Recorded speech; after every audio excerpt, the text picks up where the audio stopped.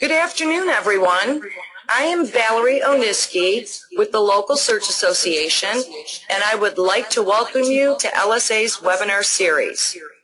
Today's webinar is titled The Evolution of Commerce and will be brought to you by our guest presenter, Ian Cruikshank from Wishpond. Before we begin, there are just a couple housekeeping issues. If you can please mute your phone line, it will help eliminate any background noise. The second item is relative to questions. Feel free to type any questions you may have in the question box on the right-hand side of the screen. At the conclusion of the presentation, Ian will be glad to answer questions. With that, we are now ready to begin. Over to you, Ian. Well, good morning, everyone. I hope you're doing really well, spread throughout the U.S. and maybe a few in Canada. I'm coming to you live from Vancouver, Canada, actually sunny Vancouver, Canada today, which is delightful. As many of you know, we tend to not to have such weather, but we're enjoying it today for sure. And we're going to get into a few interesting pieces today. And the reason why I've got my friend up there on the title slide, that's Jenny, is really she's one of the key factors in why the evolution of commerce is happening so rapidly. And she's one of those key players that, you know, is carrying around a mobile phone, sharing actively within social media, and really a key decision maker in the home, young family, getting started, and really the one affecting so many decisions that we have around purchasing in our daily lives. So we'll just jump right into it, and we're going to have a look at some evolution of commerce from our perspective, and then we'll get into a few other things. But just first off, just to be a little quippy here, you've all seen this image, and this is really our evolution to the state that we probably, a lot of us find ourselves in right now, hunched over our computers. And what's happening is we're taking another step, and we're moving into a slightly more upright position, but still looking at all these devices. But there are so many devices out there in the marketplace now with the introduction of tablets and, of course, a massive prevalence of smartphones, that people are able to do so many more things, and technology is really affecting the evolution of commerce. So just as a bit of an overview here, what we're going to get into is some consumer behavior, bit of an idea of then and now, and I'll do my best not to get too clinical or too, too textbooky, but you'll probably see a few things that maybe you saw in a consumer behavior class in years gone by. And just looking at a few of the things that have changed in that respect.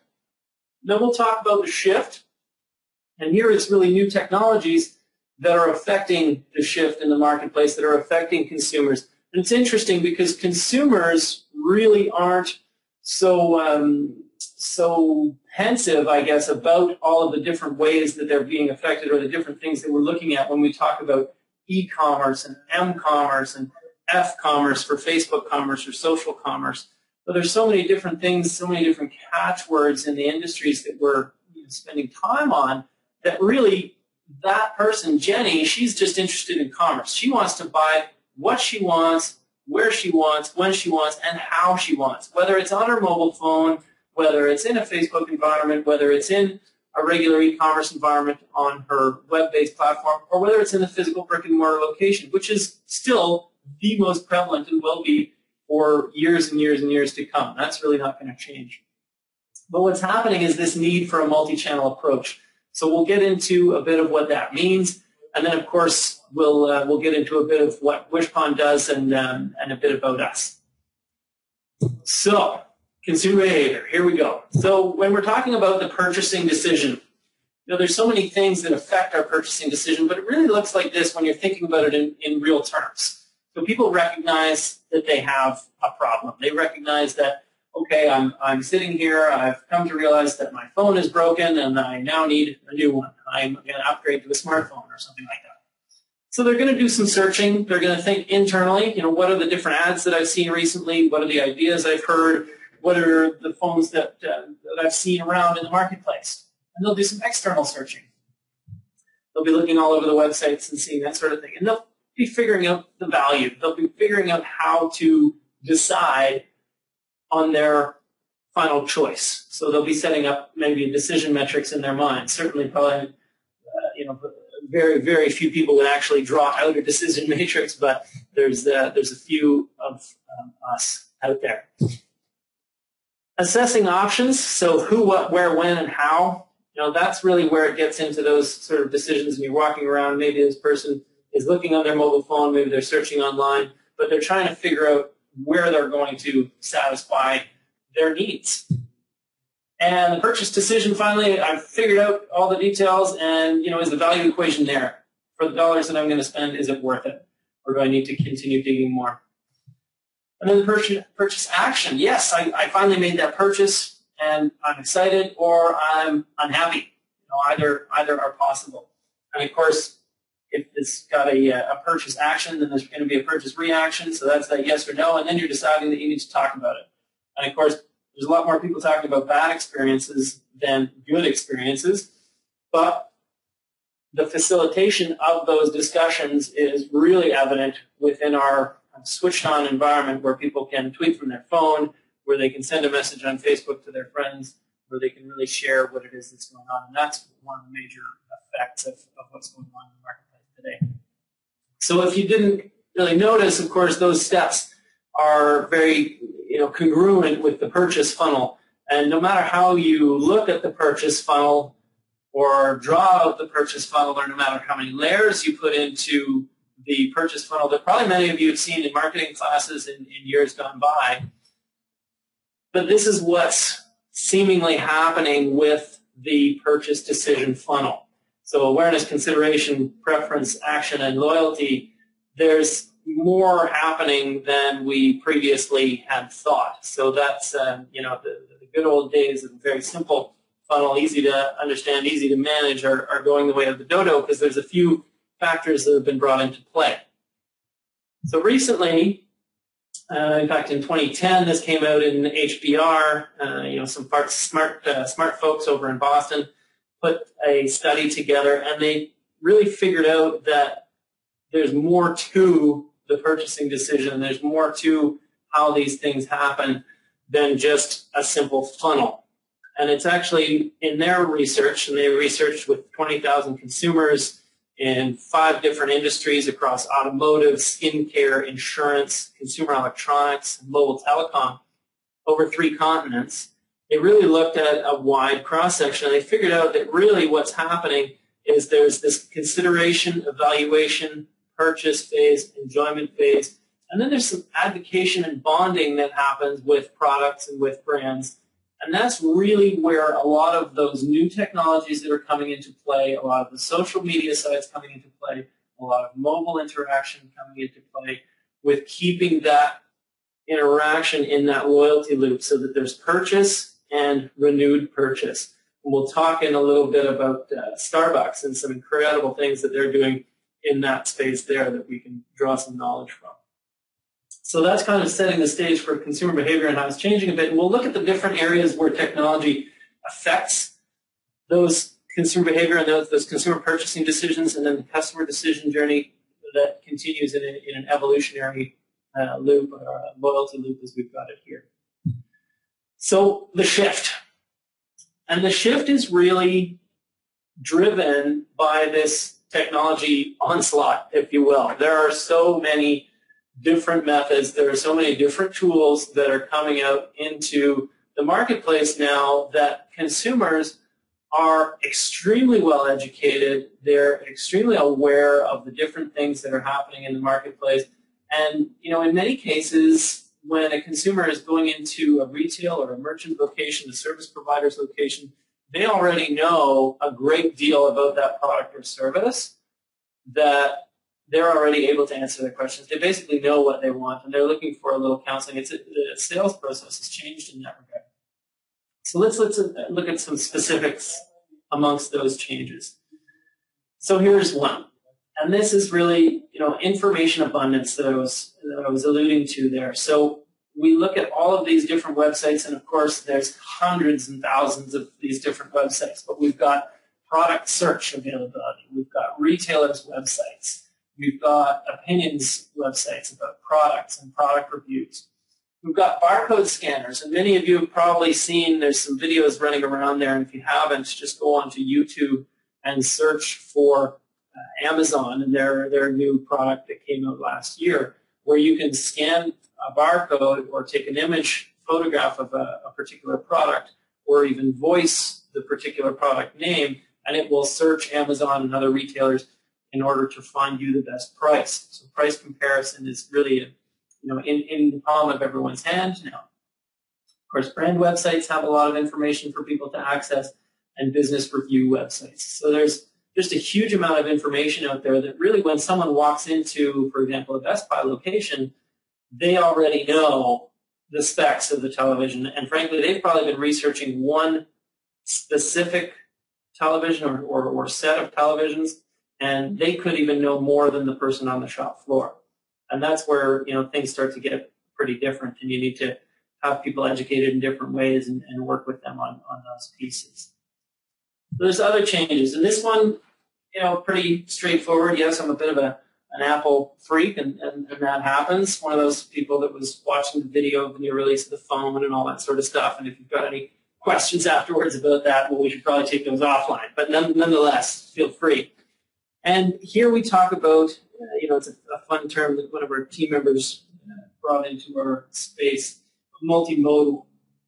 And we actually make fun of him a little bit for that term. But in any case, it really just gives the impression that you've got so many different ways that you can interact with this data, with this abundance of data that's out there, where you can, where so many parts of the purchase decision are affected in so many ways in the digital marketplace. And I did a count the other day. My wife and I and my 2-year-old son, we actually have in our, our 2-bedroom townhome, we have 9 internet-ready devices in our home. And actually, I've got to admit that 7 of those devices are mine, so I'm a little more connected than the average person. But there are just an inordinate amount of ways that people can be online. And the most common, of course, is one that's on the mobile side. So we get into mobile penetration. And these are some important numbers. U.S. residents with mobile phones. So 331.6 million mobile phones. So if you're thinking of the population of the U.S., well, it's actually greater than the population of the U.S. So there's all sorts of people carrying around multiple phones. So you've got the person who, maybe they're working in an office, and you might nod your head at this one, and that's someone who's maybe been given a BlackBerry and they really want an iPhone, so they have both, one for work, one for fun. And those sorts of things are happening more and more. Maybe it's just keeping their personal and their business life split up. But the absolute penetration of phones is unbelievable. When you look at this number, 47% of the population are carrying around smartphones. So 47% of the population are actually equipped to scan a barcode and find the best price for that product somewhere down the road. So that gets kind of scary for retailers. That gets kind of scary for merchants. And they need to start being aware and preparing their folks on the sales floor that when they see these activities taking place, that they need to be trained on how to approach those people. And, approaching those people can be something like, helping them out with the questions that they're asking, noticing and actually commenting on the fact that they're likely scanning for other products, and, how can we help them to find the best product for them here. They're already physically in that location. Once they leave, then that's a problem. Most likely that they've head down the road to another location. We'll see some of those in the stats in a moment here.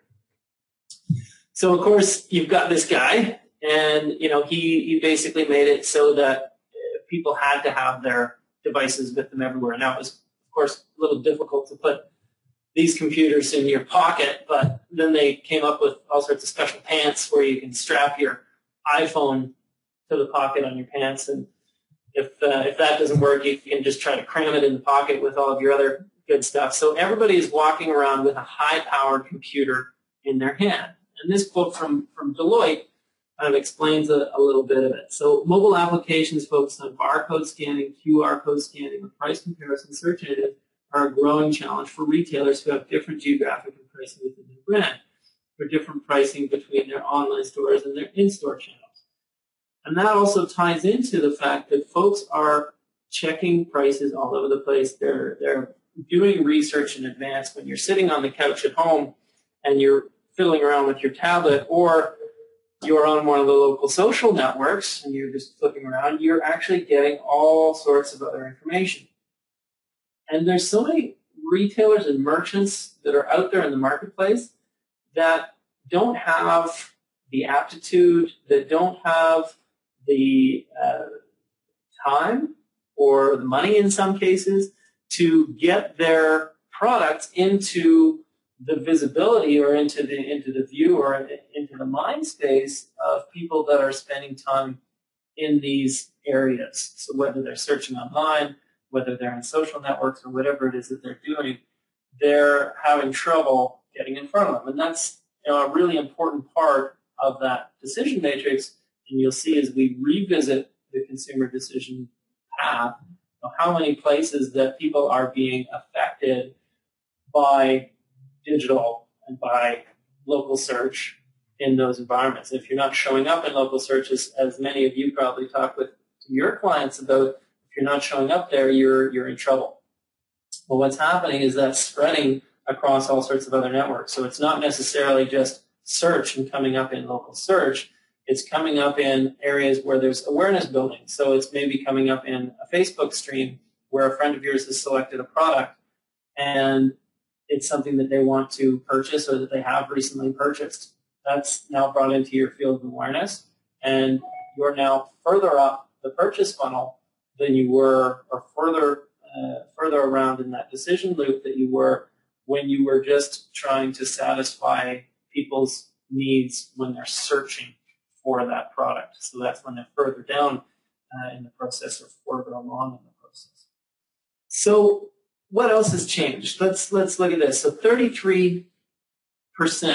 So this is looking at smartphone and tablet users who we spoke about before, who are comparing prices while they're shopping. So when you're talking about that consumer who's in your physical location or is in your client's physical location, when they're looking at that phone, they're 30% more likely to compare prices and then go to another location. Okay, and then we look at 55%. So here's total retail and online sales that are affected by the web. So we're looking at total sales, and we're talking about sales online and offline. So, all the trillions of dollars in retail and consumer goods that are transacting, 53% are affected by some form of digital activity. Okay, and that's happening more and more. And when we look at the number of people, and this is actually just down this past conference in Boca, when probably a few of you were down there as well. Google was up on stage, and we were talking about at Wishpond. We've been talking about 94% of people actually use digital in their decision making. Well, they're talking about 97 now. So it's really just climbing up, where really every consumer at some point in time for a purchase decision, they're turning to digital media.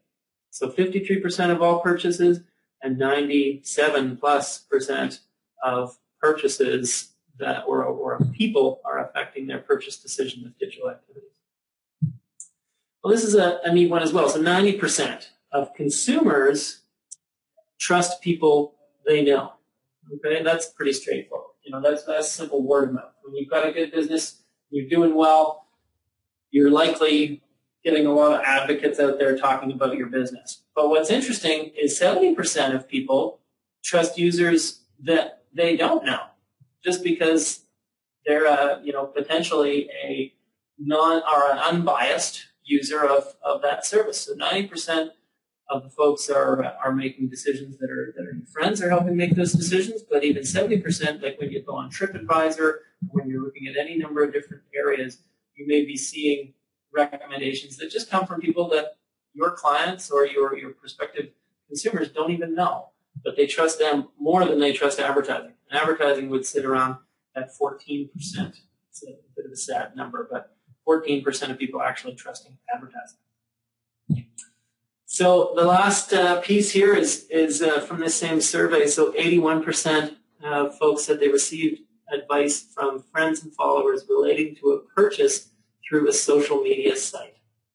Okay, so that's 81 people that are, either looking at a particular blog or looking on Twitter or looking on Facebook, and they're being affected or they're seeing these recommendations. And 74% of those who got that advice found it to be influential in their decision making.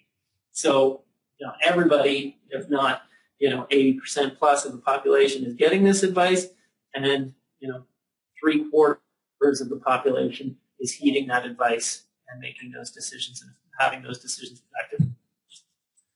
So back to consumer behavior. We were talking about the different parts in the funnel, and whether you look at it as a funnel or whether you look at it as a loop, either way, in this case, we're talking about information search. Yeah, digital is certainly affecting things there.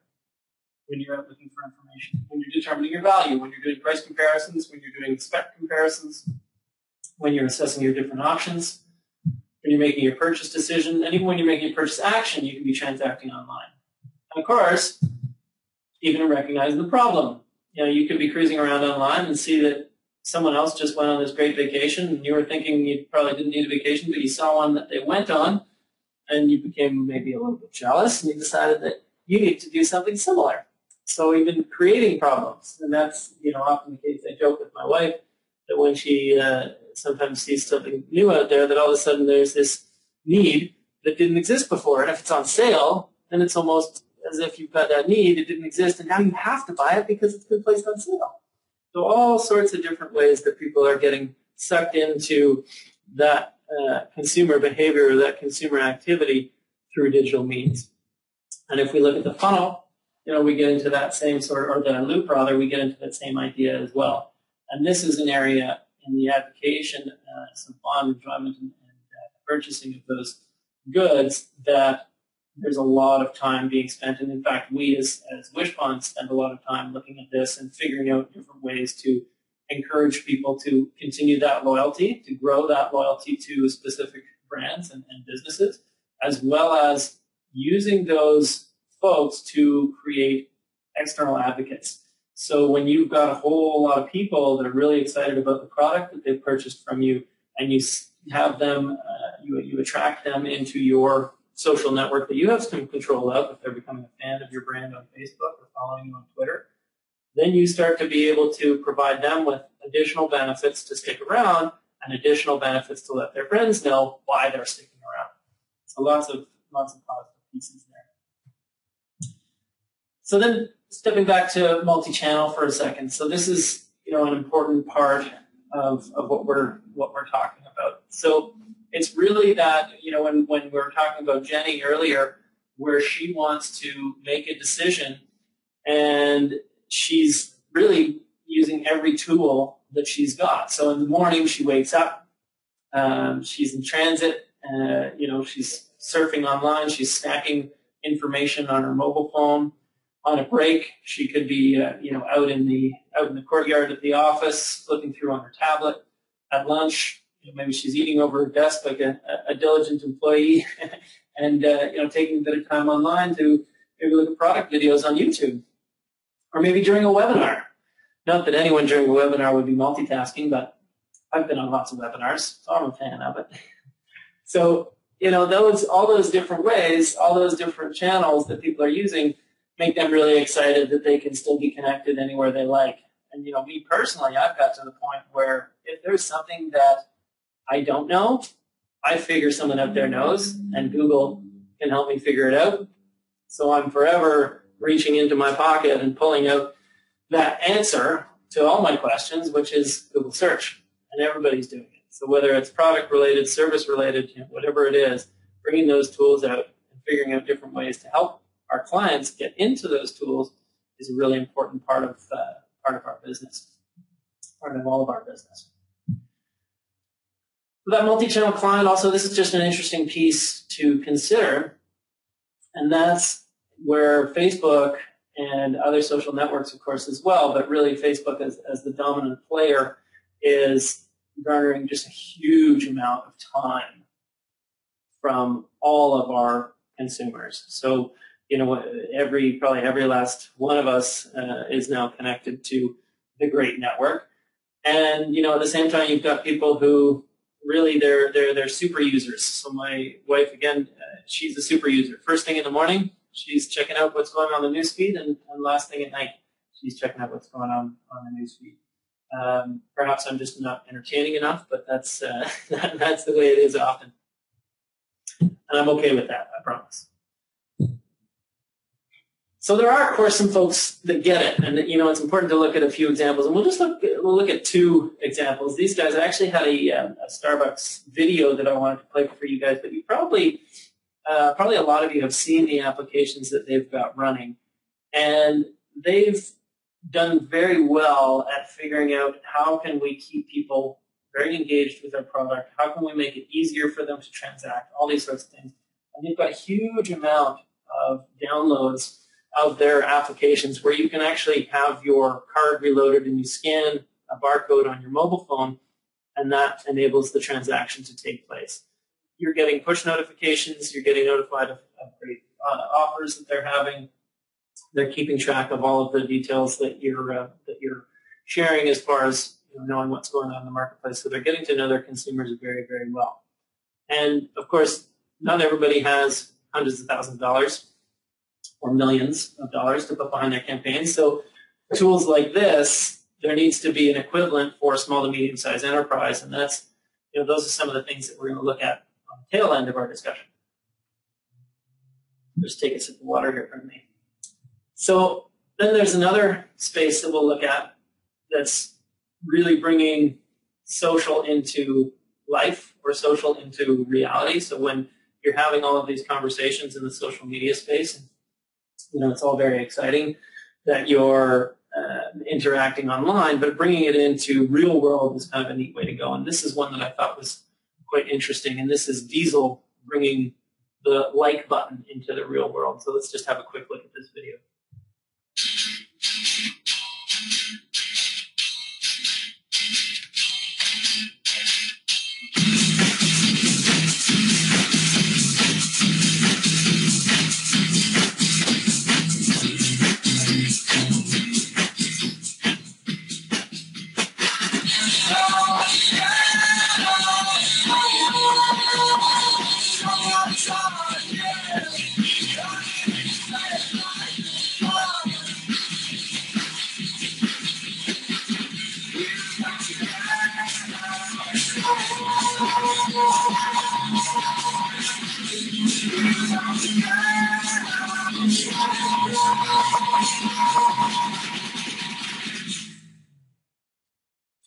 There you go. So hopefully everybody's bandwidth was enough to catch that video, but basically that's Diesel taking the like button and turning it into a QR code and putting it in a lot of their physical retail locations.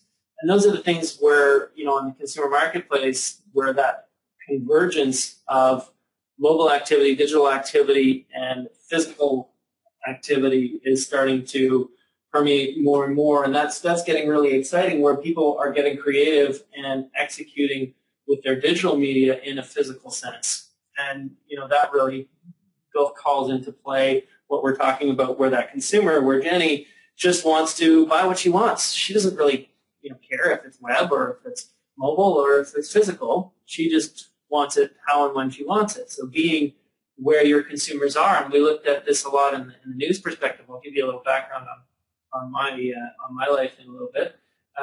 But from the news side of the business, news media, it's all about being where people want you to be. It's all about being able to deliver an experience that people can have on their mobile phone, have on their tablet, have on their whatever experience. And for merchants and for retailers, it's the same idea now. It's being discoverable in all of these ways. So as we said, of course, consumers are online, and all the trending has these arrows pointing up. We used to amend these percentages and show what percentage they were going up, but really it's just a constant upward motion.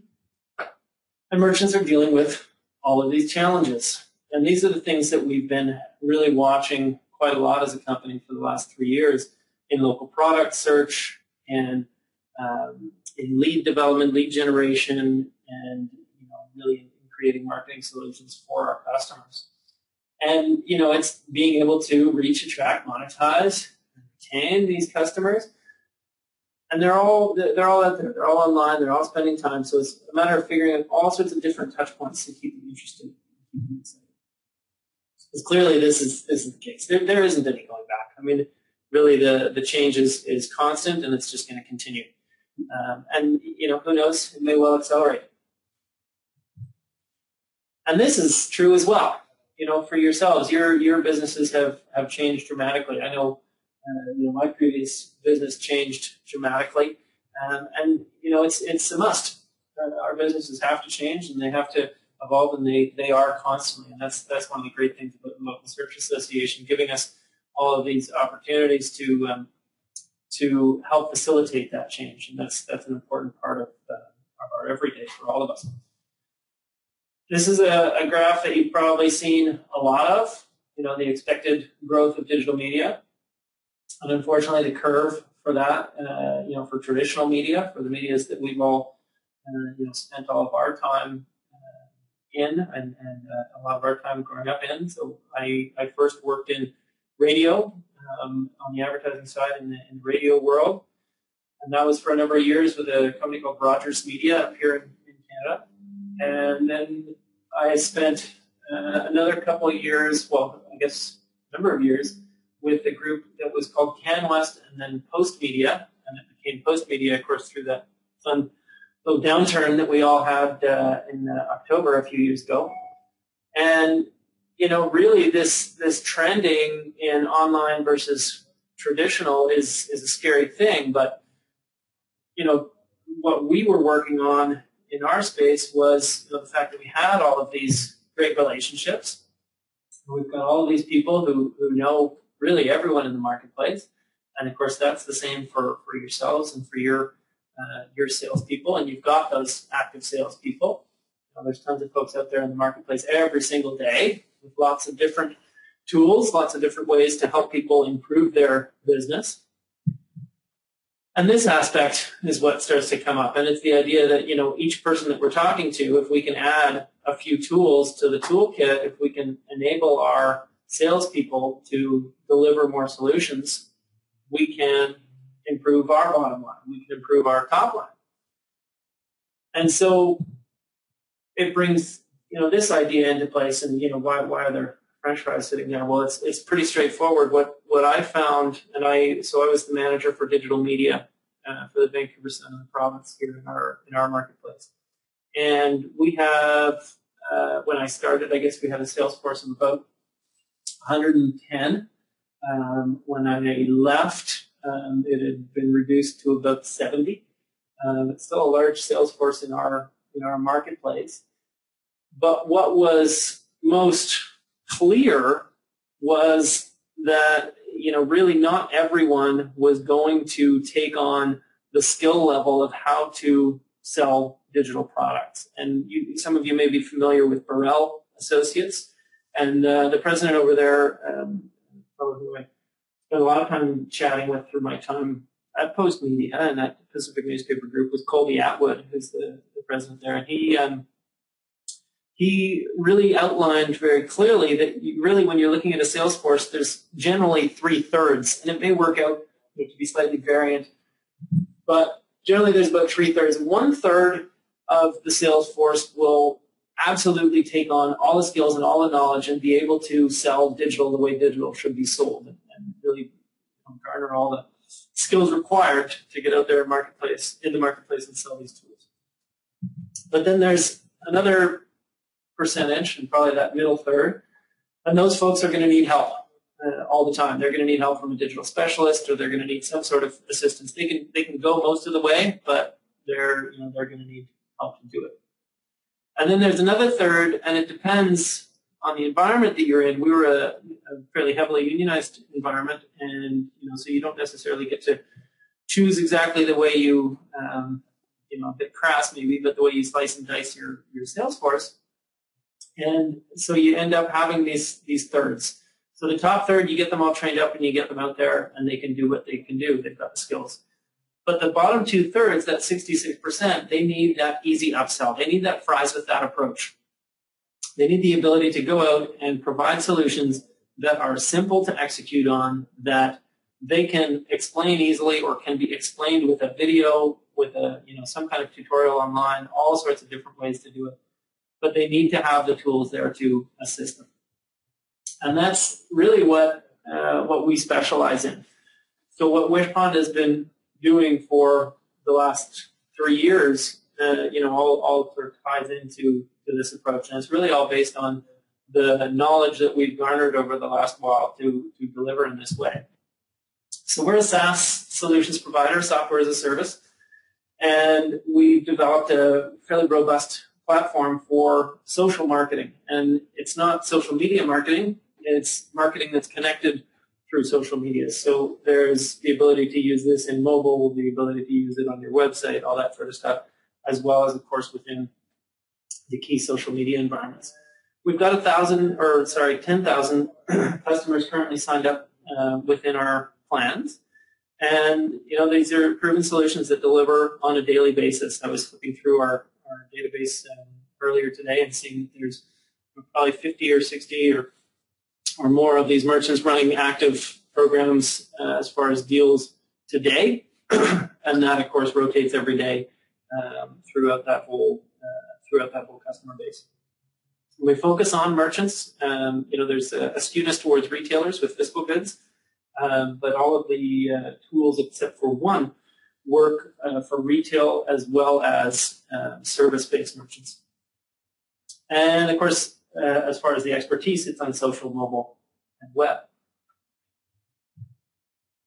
And what we've developed is these easy-to-use digital marketing tools. So we'll get into it a little bit. So here's a few of the key products that we've got available in the marketplace today. And a lot of them really tie in heavily to lead generation and getting to know who your customers are. So on the sweepstakes side of things, standard giveaway product, social offers is very similar actually to a daily deal offering, but the way we engineered it is to provide all of the benefits without the drawbacks. So your consumers who are scared of daily deal offerings, who are scared of their business being negatively impacted by a Groupon, this is a tool that gives them the social reach and the organic growth that exists within those solutions without having to share their earnings, without having to run it on a time that they don't want to run it, all that kind of stuff. And then Social Store is the retail side of things, bringing your products into the Facebook environment and enabling people to communicate and discuss and to have meaningful conversations around product. Social CRM, of course, is where we maintain all that data so that people can actually interact with their consumers, get to know their consumers a lot better, learn a lot more about them. And actually, for more in October is basically we've got a launch coming out where voting applications, photo sharing applications, user-generated content applications, a whole number of pieces that are going to be popping out in October. So looking forward to answering any questions about those when they come up. But social sweepstakes, just to give you a few more details, real easy program. All of these are self-serve, which we'll get into in a sec. So the consumer, i.e. the client, I should say, the merchant, can control all aspects. As soon as people say that, yes, they want to count themselves in or enter the sweepstakes, as you can see here, this is a view of the sweepstakes on a mobile device. So you can see this one. This is an interesting company. And if there's any ladies on this call, I would recommend checking out Diamond Candles. They figured out how to marry two great things, and that's a love of candles with a love of diamond rings. So in these candles, you can find anywhere from a $10 to a $5,000 valued ring. And if that's not a winning combination, then I'm not sure what is. But this great sweepstakes running here, and they set all the parameters. They put in the image, and it just runs smoothly. And then, of course, they get all the results. So they did a previous offer where they had 7,633 participants. And these folks, it's important to understand, these guys are starting from a base of about 100,000 fans. But that's, it's an important thing to consider that many of your retailers, many of your merchants will start from a smaller base within Facebook, but a larger base within maybe an email newsletter list that they've got. And that's, definitely a way to circulate these lead generation tools. In fact, that's what was the case in another one that we'll look at here in a second. So here you see all the demographic stuff. So, of course, why I was suggesting that the women would be interested in that. Of course, it skews heavily female, as you can see with the pink bars on the right-hand side. And then you get into countries as far as getting to know where your people are coming from. And actually, it's a bit blurry, and I apologize for that for the screenshot. But down at the bottom, these are all of the likes. So the things that your consumers, or that the consumers of this offer, actually liked. So when they share their preferences, when they share that offer out into the marketplace, it goes out to all of their friends. And at the same time, there's a barter kind of trade that happens where they share their preferences. So those likes, all permission-based, all code, is shared with you, but then that gives you great insights as far as how you as a business need to be promoting yourselves out into the marketplace.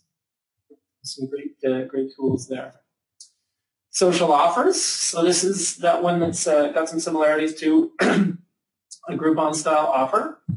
And this is a yoga studio. So when we're talking about services, taking advantage of that, this is a yoga studio who basically said, we're opening a new studio, and here's a $25 unlimited monthly. And they actually succeeded in giving away their 1,000 entries, and they had lineups out the door to get going when they opened their studio in June of this past year. So, exciting way to go for sure. Being able to customize the offer so that it looks like yours and really take control of what it is that you're providing. You can see down in the bottom left-hand side, people can comment on it, share it with their friends, and then below claim offer, this really shows, the strength of that cross-platform aspect, being able to share it within Facebook, being able to share it within Google, i.e. the +1, that unfortunately only has one +1 there. So if there's any Googlers on the phone, I apologize, but not a huge amount of traffic on the +1 at this point. Still a very relevant engine for SEO reasons. And Twitter, of course, a bunch of pieces there, and Pinterest, growing importance within this space. So as I said, the tools are all self-serve, and those 10,000 business owners that are in our system at present are folks who have come to our website and signed up themselves and gone through the process and set up all the deals themselves. We do, of course, have a support environment to help them do that. And if they've got questions, and that's generally just email-based questions, but we don't hear a ton from them because we've done so much work and so many iterations to make it really simple for people to do. Now, I'm sure some of you are thinking that on the, that's great, but on the iterations of these programs, there are so many people out there who just can't handle that self-serve piece. Well, at the same time, your sales reps or your account managers are certainly going to be able to handle doing some of these deals for their clients. There's definitely sales and service packages that you can put together to make that make sense. And then on the social store, of course, that's a quick and easy, and that's really targeted at folks that have an e-commerce environment. So like these guys here, Legendary Whitetails, they're a large business down in the States on the, I think in the Northeast. And, they're putting all their products up there, and people are pretty excited about it. I think they're sitting there with about 650,000 fans. So they're doing quite well in the digital space and quite enjoy being able to put product into conversation. So a couple other quick things, and we'll just get to some questions here. Mobile websites, we're able to take all sorts of product data and turn it into mobile websites very quickly, whether it's from an individual retailer, as you see here, a shopping center. Product search API. So when we originally jumped into the marketplace, and the need that we saw was people not being able to find the product they want at the price they want near them. So we developed some really quite impressive product search tools, and now we're sitting with thousands of retailers' products and millions, probably about 19 million products in our product search database. And that's something that some folks in your tech departments or even yourselves might be interested in as far as using an API to power some of your own applications. And then lastly, in the way of product anyway, is Wishpond Mall 360. And this is one where we took all of the knowledge that we have from local product search side, from multi-platform, multi-channel interfaces, so building things for web, tablet, mobile, and all of those promotional tools, and put them all into a package for a very specific type of need, and that's the need of a shopping center ownership company. And this is actually growing quite quickly now, where we've got more and more shopping centers coming on board, because really we're exposing the information that they've never had and never been able to talk about. So it's getting quite exciting there. So any questions about that can happen now or offline. And then for us, as far as working together, if there's ways to do that, we're always happy to talk about those sorts of things, and it wouldn't be, behoove me to talk about it a little bit, is we have affiliate programs, agency multi-client programs, so basically where you can sign up for an account and manage multiple client accounts beneath that.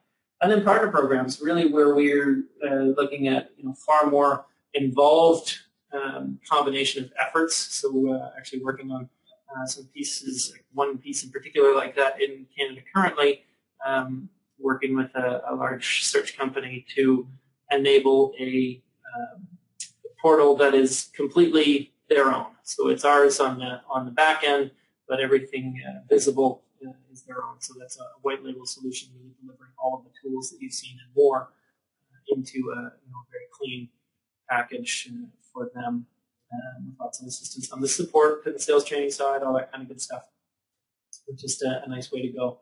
And also for maybe there's some international folks or some folks whose businesses deal internationally, it's important to note that all of our solutions, I think we're up to about 22 different languages now, and we service about 150 different currencies. So we're live in probably a little over 60 countries now as far as merchants who are using our solutions. So it's really kind of cross-platform in that respect. So as we just bump against the 11:50, we'll stop it there and see if there's any questions. Really looking forward to talking about some of the pieces that we chatted about early on here. Thank you, Ian, for the great presentation. And of course, it did generate several questions. I have one here that's asking if you can expand further on mobile usage versus desktop usage and where that trend is going. Mm-hmm. You bet. So, it's not hard to see. I mean, with more and more launches of mobile smartphones, and really the convenience of people having a smartphone with them. As I pick mine up as I talk here, it's no doubt that when we leave the house, if you're going out to do something quick, if you're going out to the yard or whatever it is, most often you're going to grab your phone. You're not going to grab your wallet. So it's become probably the most important piece in everyone's attaché, or when they're grabbing their keys and that sort of thing. They're always grabbing their phone. And the power that lives in these phones is just unbelievable. I mean, you can run your entire business with your phone. You can run your entire personal life. And so that trend is growing and growing. And in fact, the offer that we ran, or the sweepstakes that we ran for the candles company, there were over 40% of the redemptions that happened there that happened from mobile devices. And if that's not a clear indicator that you need to be on there, then I'm not sure what is. In fact, the conversation I had with the client thereafter, that was the real difference for them. And they had worked with other providers before for sweepstakes, but no one had been able to provide the mobile-based solution. And that's really just changing things entirely. On the shopping center side of things, we probably see close to 70% of our traffic in certain properties that come from mobile devices, and that's because the time when people are looking for a local product is when they're actually walking around in the property. So yeah, that's just growing with leaps and bounds. Okay, the next question is sort of a two-part question. The first part is, what does your client base look like?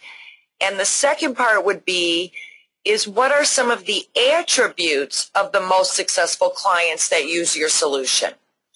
Okay, so the client base, really the approach that we've taken as a company has been largely e-commerce based and largely digital marketing based. Of course, like any smaller technology company, we're reaching out to those types of consumers because those are the ones that we have most direct access to. So the client base looks exactly like the client base that we've been going after, which is that e-commerce solution provider, folks that have spent a bit of time in that arena and are the first movers on solutions such as these. As far as the attributes that breed success, it's interesting. So when you're looking at the yoga studio, for example, the yoga studio didn't have a huge amount of digital followership, but they're one of those businesses that believes in marketing, believes in newsletters, believes in e-blasting, all that kind of stuff, email marketing that's been around for ages and ages, and they flexed those muscles when they started working with the solution. And what that does is when you're reaching out to, in their case, I think they had about 40,000 emails in their database, so you're able to get that message out more readily than you would be if you were reaching out to your 9,000 fans or your 1,000 fans for that matter. And you can consider that those people who use our solutions and use all of the different tools provided to accelerate that growth, those are the ones that are having the most success.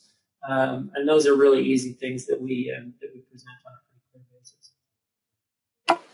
Okay, Ian, actually, we have received a couple questions on pricing, and I would like to suggest, if that's okay with you, since the screen is up right now that has your mobile number and your email address, that those folks contact you directly to discuss that?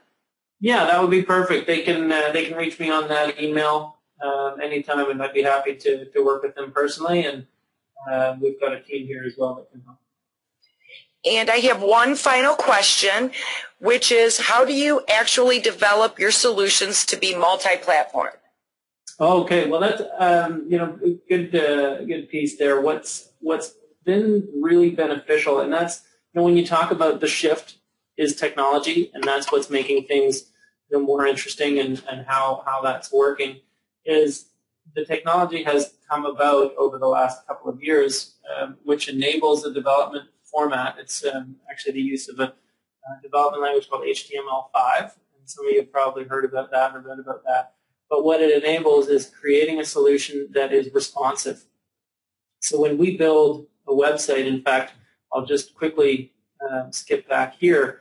So this website that's Cornwall Center, it's actually the very same code that's used for the website, for the mobile, and for Facebook, all in that background. It's all built the very same way.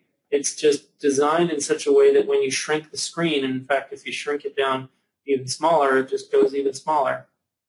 So it's that responsive design technique done through HTML5, and that's something that your consumers or anyone, when they're building new websites these days, there really isn't any other solution that you should be looking at. You just end up multiplying the work.